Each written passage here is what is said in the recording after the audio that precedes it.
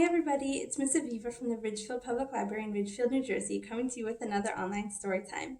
We are celebrating the special ladies in our lives who take good care of us a couple of days ahead of Mother's Day by reading, to start, Is Your Mama a Llama by Deborah Guarino, illustrated by Stephen Kellogg and published by Scholastic.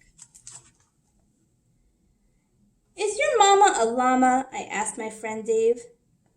No, she is not, is the answer Dave gave.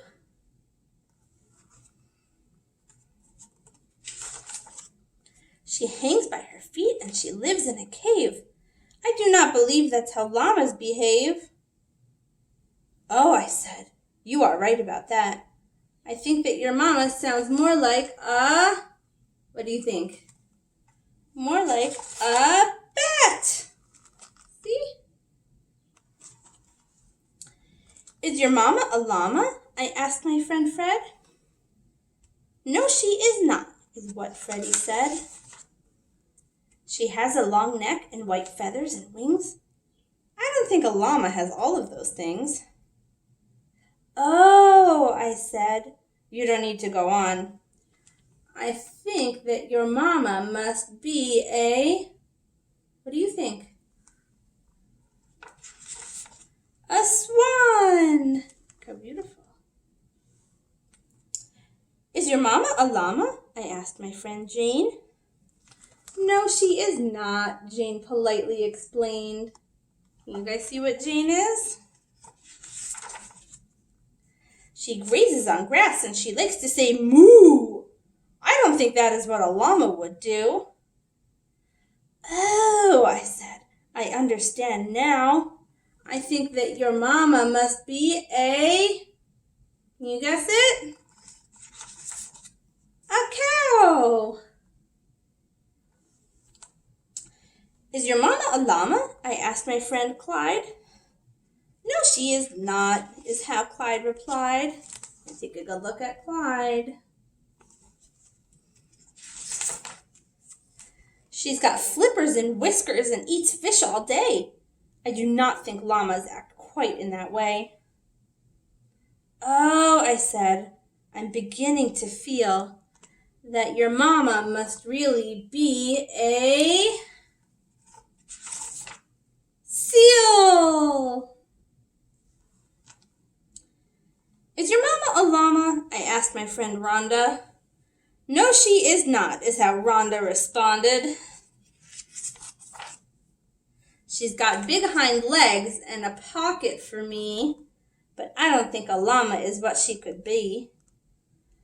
Oh, I said, that is certainly true. I think that your mama's can you see? A kangaroo. Is your mama a llama? I asked my friend Lynn.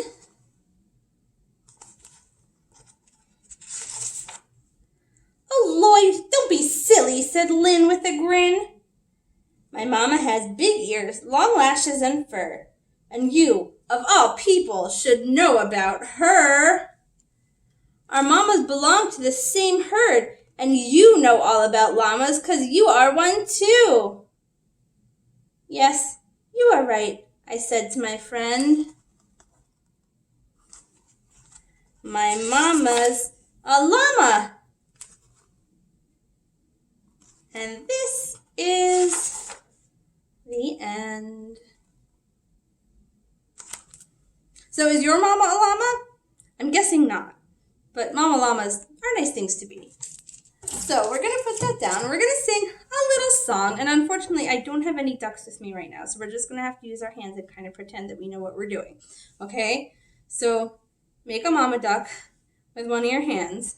And then show me 3 little ducks with your other hands. And it's going to go like this. 3 little ducks went out one day over the hills and far away. Mother duck said, quack, quack, quack, quack. But only 2 little ducks came back. Uh-oh, what happened to the other one?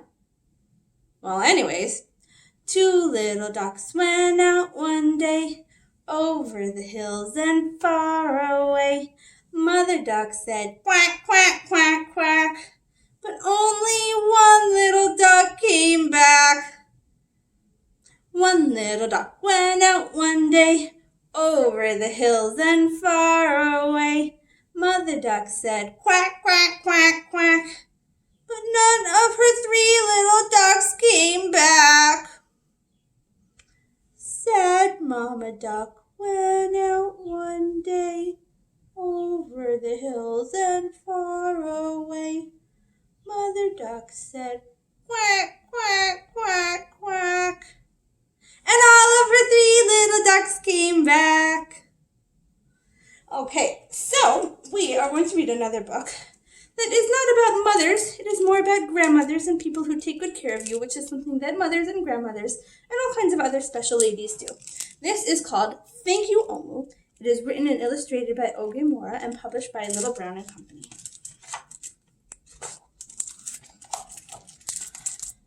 On the corner of First Street and Long Street, on the very top floor, Omu was cooking a thick red stew in a big fat pot for a nice evening meal. She seasoned it and stirred it and took a small taste. What a delicious stew, Omu said. Tonight's dinner will surely be the best I've ever had. What do you think? Does that look good? With that, Omu put down her spoon and went to read a book before supper.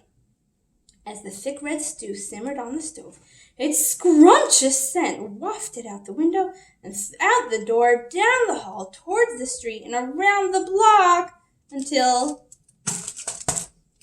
someone was at the door. When Omu opened it, she saw a little boy. "Little boy," Omu exclaimed, "what brings you to my home?" "I was playing with my race car down the hall when I smelled the most delicious smell," the little boy replied. "What is it?" "Thick red stew." Stew," he sighed. "That sure sounds yummy." Omu thought for a moment. She was saving her stew for dinner, but she had made quite a bit. It would not hurt to share. "Would you like some?" The little boy nodded. So Omu spooned out some thick red stew from the big fat pot for her nice evening meal. "Thank you, Omu," the little boy said, and went on his way. With that, Omu closed the door and went back to her book. As she read, her thick red stew's scrumptious scent wafted out the window and out the door, down the hall, toward the street, and around the block until someone was at the door. When Omu opened the door this time, she saw a police officer. "Miss Police Officer," Omu exclaimed, "what brings you to my home?" "I was on duty down the street when I smelled the most delicious smell," Miss Police Officer replied. "What is it?" "Thick red stew." "Ah, stew," she replied, and her mouth watered. "Oh, that sounds mighty tasty." Omu thought for a moment. There was still enough to share. "Would you like some?" The police officer nodded. Once again, Omu spooned out some thick red stew from the big fat pot for her nice evening meal. "Thank you, Omu," the officer said, and went on her way. And so for the second time, Omu closed the door and went back to her book. Sure enough, as she read, her thick red stew's scrumptious scent wafted out the window and out the door, down the hall, towards the street, and around the block until again someone was at Omu's door. This time, when she opened it, she saw a hot dog vendor. "Mr. Hot Dog Vendor," Omu exclaimed, "what brings you to my home?" "I was selling my hot dogs down the block when I smelled the most delicious smell," Mr. Hot Dog Vendor replied. "What is it?" "Thick red stew." "Ooh, stew." The vendor licked his lips. That sounds quite delectable. So Omo spooned out some thick red stew from the big red fat pot for her nice evening meal. "Thank you, Omo," the hot dog vendor said, and went on his way. Throughout the day, people from all across the neighborhood knocked on Omo's door. She fed a shop owner, a cab driver, a doctor, an actor, a lawyer, a dancer, a baker, an artist, a singer, an athlete, a bus driver, a construction worker, and even the mayor stopped by. And each time they knocked, Omo shared. Soon the sky darkened, the streetlights brightened, and it was finally time for dinner. But when Omo opened her big fat pot of thick red stew for her nice evening meal, it was empty! Omo sniffled. "There goes the best dinner I ever had." Sorry and blue, she sat at the table with her empty pot until... Who could that be, Omo wondered. And when she opened her door, she saw the little boy, the police officer, the hot dog vendor, the shop owner, the cab driver, the doctor, the actor, the lawyer, the dancer, the baker. Why, everyone she fed that day was at her door. "I'm sorry, everyone," Omo sighed. "My thick red stew is all gone. I have nothing left to share." The little boy tugged at Omo's sleeve. "Don't worry, Omo. We're not here to ask. We're here to give." The police officer carried in a fresh salad. The mayor entered with a roast chicken. The baker brought a collection of sweet goodies. Even the little boy presented Omo with something special in a shiny red envelope. Everyone who had knocked on Omo's door that day squeezed inside her tiny apartment, and together they ate and danced and celebrated. While Omo's big fat pot of thick red stew was empty, her heart was full of happiness and love. That dinner was the best she'd ever had. And that's the end. So, one of the sad things about Mother's Day this year is that we can't really visit anybody. It's kind of hard to tell people how much you love them when you have to do it over the phone or on the computer. But don't worry, there are plenty of ways to do that. I'm going to share with you some fun ways that you can do Mother's Day at home, or that you can send things to people who you can't be with on the actual day. Not just to mothers, you can send them to your grandma, your aunts, your sisters, your nieces, whoever it is that you think needs a little something from you, a thank you for being so special.